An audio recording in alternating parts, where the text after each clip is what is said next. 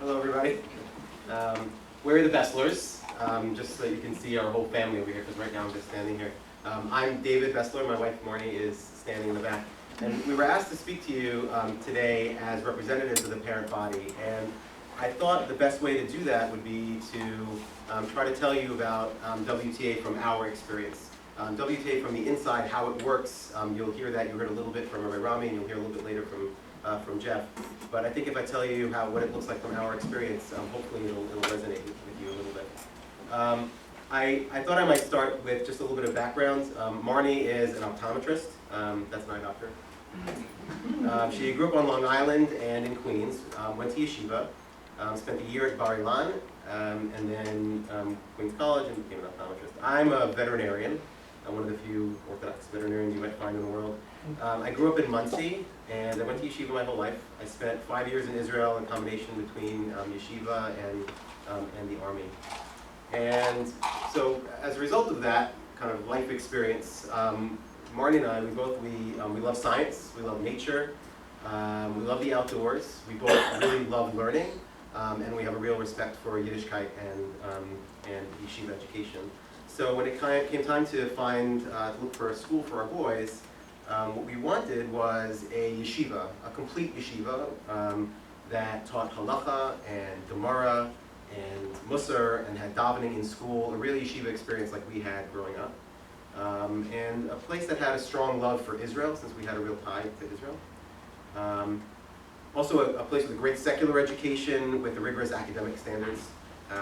And also outdoor space with access to fields and trees, somewhere where our kids can get out. But the challenge was that we were two professionals. We paid for school with student loans, so we had crazy student loans. We live in a 2-bedroom apartment in Riverdale. We had one car, couldn't really visit family so much. I have a brother in Providence, Marnie has a brother in Denver, we have another brother in Israel. We found we couldn't visit, we couldn't really take the kids to visit as much. We couldn't really send the kids to day camp like we had growing up. Probably worse for us is we couldn't give tzedakah, which is something that we had when we first got married as a goal. We wanted to give tzedakah, and that's something that we couldn't find a way to do. We really felt like we were spinning our wheels. The other daunting thing is that we had 3 boys. Not just that they're boys, but we had 3 kids. 3 boys is its own challenge. But if we figured out what to do with the first kid, then looming in the back of our minds is, oh my God, what are we going to do with 2 more? How are we going to do this? And it was just really scary for us, and we worried about our future. Our options were expensive, and while they offered financial aid, they didn't really leave us money to get out of our rut. If we did better and kind of made more in our professional lives, that would just kind of reduce the financial aid that we would get. We'd still be in the same place. So around the time they were looking for schools, the whole idea of WTA came up. At first it was just kind of rumors that we heard around, and people were talking about it in shul, and there was really nothing on paper, but we kind of started investigating, and what we found really made sense for us on paper. Again, there was nothing to see. It was just what people said. It promised to be a true yeshiva, like we were looking for, with a love of Israel and a commitment to Hebrew language. And it offered an inspiring teaching model that made sense to us based on our experience learning and watching our kids learn. The campus, when there finally was word of where that campus was beautiful. I remember just walking down the field over there, just walking around, imagining the kids running around in that one day. And the tuition model not only made it possible for us to actually afford yeshiva, but left us money afterwards to invest in our own professional growth, and again, to give tzedakah. What we found after starting school here is something totally different and to a large degree wholly unexpected. There was this tremendous sense of warmth that I don't think anybody could have predicted. I mean, you can design a school, on paper and have ideas, but the warmth that came out, I think that it's this unexpected byproduct of both the tuition model, where everybody here feels true ownership of the school. Everybody that's walking around feel like they are 100% full-fledged members of the school. I think it comes from our less rigid education models, where the kids feel really at home. and that spills out of the classroom into the hallways and rubs off on the parents. And it's just a very, very, very warm place when you walk around. There's this happiness. Our kids, we got to send our kids to Regesh this past summer, which was great for us and for the kids. They got on the bus smiling, went to camp, came home smiling, and then had amazing things to say. And then when school started, it stayed exactly the same way. They got on the bus, they waited for Jimmy, the bus driver, to get it. They tracked his progress on the Busware app, which is an amazing thing, by the way, for when you're getting dressed in the morning.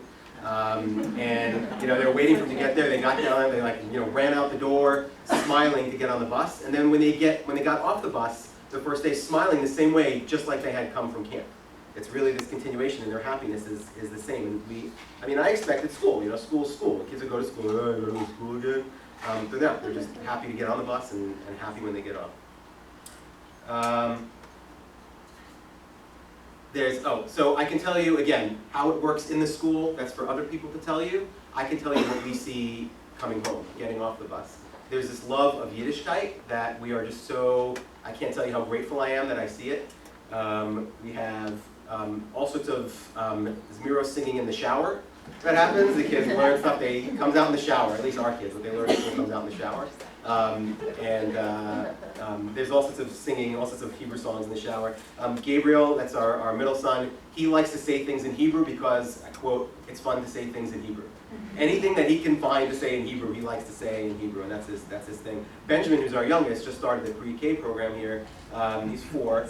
And he just nonstop, this sort of string of mishmash connection of Sukkim from Shema and Ashes Chayil and Billy Joel, all mixed into one. As he talks, they come out. But they're just loving the whole Yiddishkeit aspect of the school, Hebrew language. We've noticed the high academic standards that we were looking for. Again, what we see at home, Gabriel's reading just exploded in first grade. We watched in a matter of weeks. He went from kind of stringing together, letters and sounds into words, then to sentences, and then whole pages. And now he's so proud of the fact that he can read books to Benjamin. And it's really cute to see that Benjamin looks up to him wow, you're a god, you can read. And he's like, when can I start reading? And he's just dying to start reading. Math, Gabriel's crazy about math. We have these spontaneous math-a-thons that break out in our car when we're on trips. We're challenging, we're add this number together, multiply these 2 numbers together. More than just the stuff that they're learning is the fact that they just really love it. They're just, I guess, infected with this whole learning bug.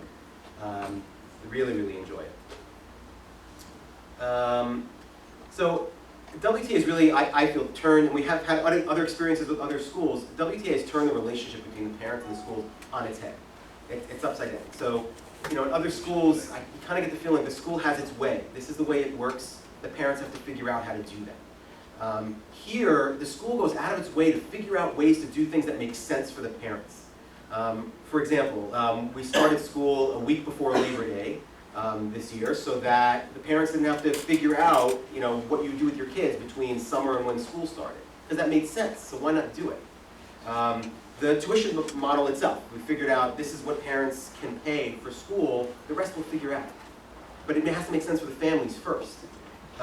School supplies, so you can just send out a list and say, here are the school supplies that you need, every teacher sends out their own, and how you get it, that's your own business. Here, they send out a link to, if you want, a link to a website where you go, all the stuff, the supplies are already picked out for you, all you gotta do is just click OK on the cart and you buy those materials, because that makes sense for the parents. And because of that, we're really appreciative of what WTA has enabled us to do and what WTA has done for us. And more than any other thing that we've been involved in the school, it draws us in. We're dying to be involved in the school because we feel like we owe the school something because it's done so much for us and it draws us in. And I think it's just a very different relationship than we're used to with schools. There are great activities that the school plans to bring families in with their kids into the school. For example, there's a sukkah party. We had a sukkah party with all sorts of sukkahs projects and food and dancing. There are parents' nights by grade where parents from a particular grade gather at one parent's house so they can all kind of meet each other, compare notes just about life in general, about school, or just get to know each other. There's the highlight of the year, I think, for the kids, the PJ Malava Malka, where the kids show up and their parents. Some of the parents in PJs as well, but the kids come in their pajamas, and there's Havdalah and projects and food, and you know, it's a little bit wacky to kind of, it's sort of a surreal picture, but you really enjoy it. One thing that I really liked is I think everybody is involved in this sort of grassroots feeling that's here. We had in Riverdale, there's a tremendous Riverdale population here. The Hulkowers, the family from Riverdale, they sort of spontaneously sent out invitations to the entire WTA Riverdale community, like, let's just have a Shalashudas at our place, BYOF, bring your own food. And everyone kind of showed up there with their strollers on Shabbos, and like as we got closer, there were like strollers like down the block, and like we get there and the place is like packed with kids climbing everywhere, like everybody in Riverdale, like that has something to do with WTA, showed up for this like Shalashudas because they all just feel so connected to one another. Living in Israel, in Riverdale for 9 years, I've never seen like a gathering like this, and it was mostly spontaneous, just sent out by one of our families. Another great surprise here is Rabbi Rami. He's always super fun. Always finds a way to like walk into a classroom, say something ridiculous and goofy, and get all the kids to like respond to it in some way, and then leads it into some sort of educational opportunity. He's a special person. Every time he sees me, he finds something to say about our kids that, unless you know our kids and spend a lot of time getting to know them, you couldn't possibly know these things.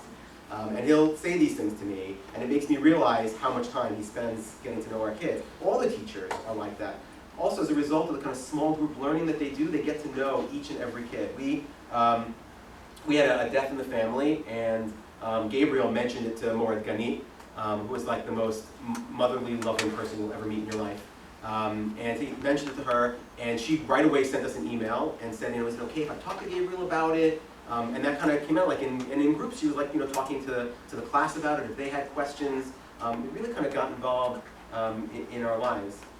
They also, on a lighter note, send us impromptu kind of anecdotes about good things that our kids do during the course of the day.